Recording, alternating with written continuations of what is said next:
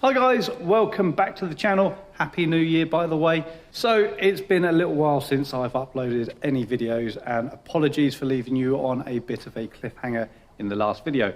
Obviously, the car worked and I managed to get to Donington Park. If you've seen the last video and watched it all the way to the end, you obviously saw that the car caught fire. You'll see at the end of this video what actually happened and why it happened. So I won't delay too much longer and let you get on and watch the rest of this video. I will be dropping in every now and then just to explain what's going on, because I didn't do a particularly good job of filming what was going on at the time, just because it was a bit hectic. Enjoy the video.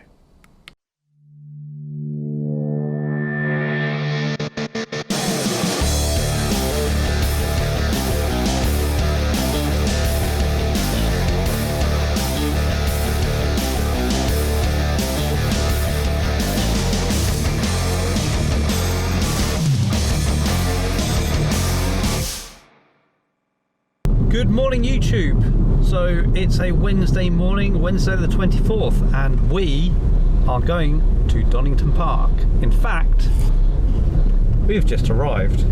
So in front of us we have Steve Booth with his Mark IV Golf, and we're here today with Track Obsession, and there are going to be many people as per Cadwell, but I think this one might have even more people.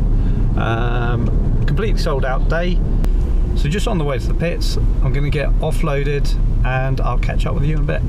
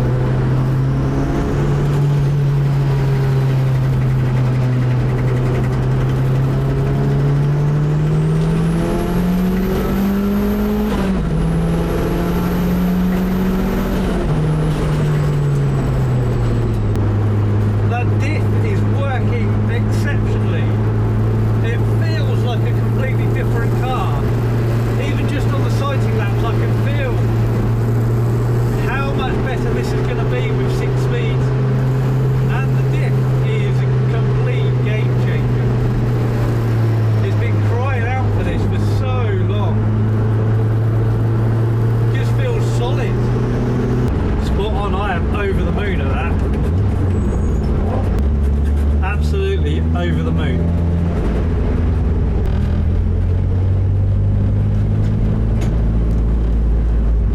So as you just saw from the sighting laps, the car was absolutely epic.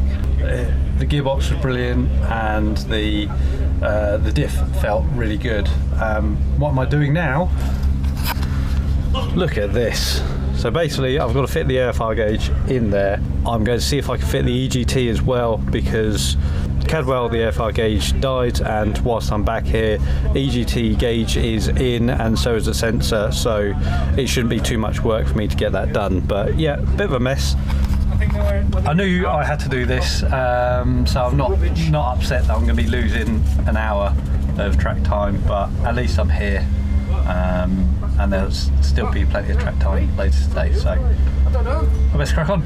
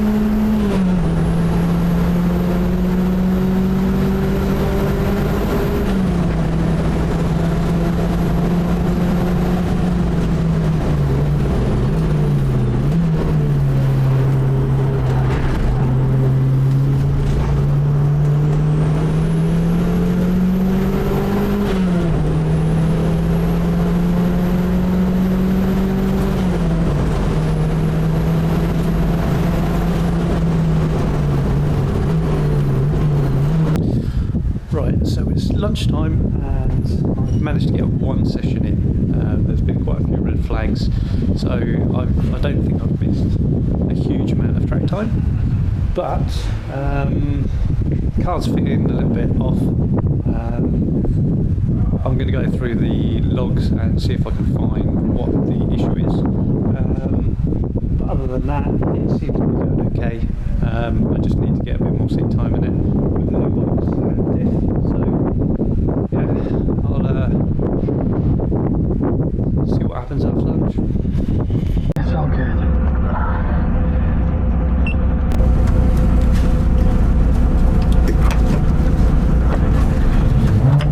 Don't expect this to be quick. Second session out. It's all good. Don't try and impress me. Just don't worry about just that. drive. Yeah, just drive how you feel you want to drive. Yeah. I am good. How's your day been? It's all right. Yeah. Really can't complain. Still haven't been out with Nigel or Nick.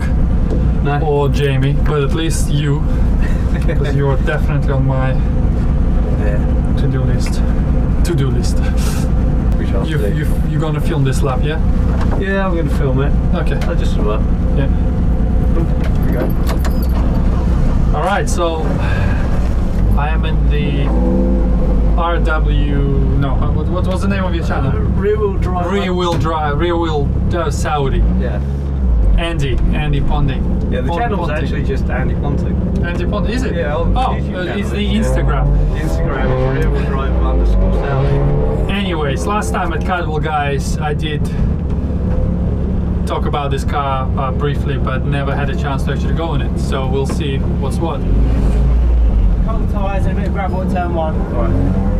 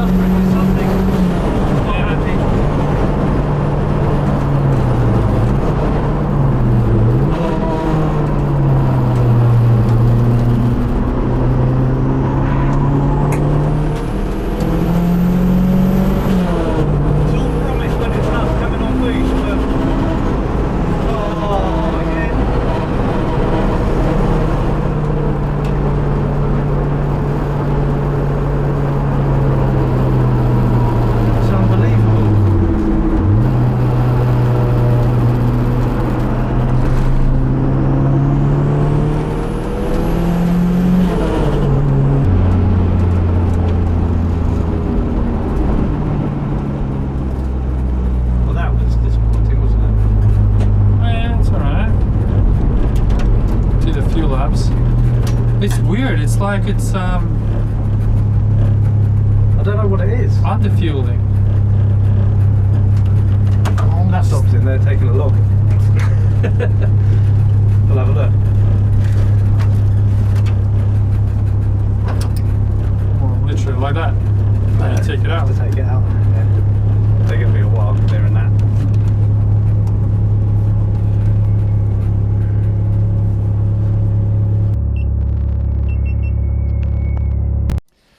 So this was pretty much the tone of the day. There were lots and lots of red flags, lots of people ending up in the kitty litter. James and his team did a fantastic job of clearing them quickly, and we weren't really off track for more than a few minutes at a time. However, obviously, there's lots of queues with everyone keen to get back on. I'll be honest, there were occasions where you got half a lap in and there was another red flag. So quite frustrating, but the track obsession team did a brilliant job. I did have a look through some of the logs, as I mentioned in the video.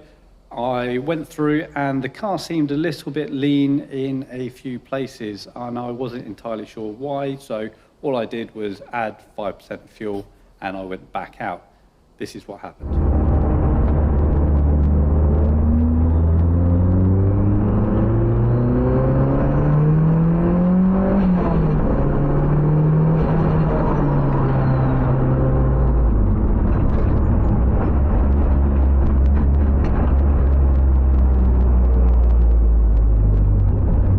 So it took all of about one corner before I realised that my AFRs were really lean despite putting in the extra fuel.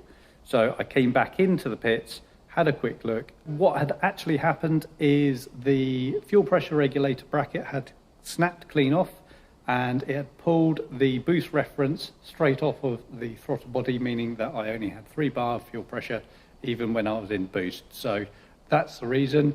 Not a problem. I just temporarily zip tied it in place and put the pipe back on. So it's the last session of the day and I've only been out 4 times, if that. So I wanted to make this one count. This is pretty much where it all goes wrong, which is a shame because these laps were brilliant. The car was working really well up until I had some issues. So I'll let you watch these few laps in full and we will catch up afterwards. Right, last session of the day. I've had so many problems. Hopefully this is the one. That's better.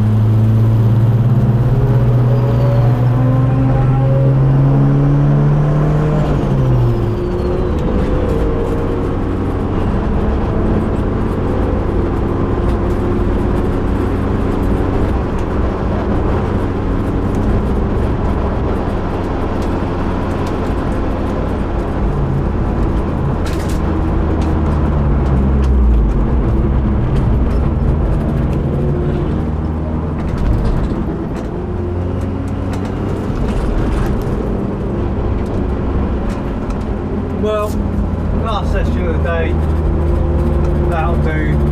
We've got smoke, we've got everything. I don't know what's up with the car, but that was full send at the end. I don't even care.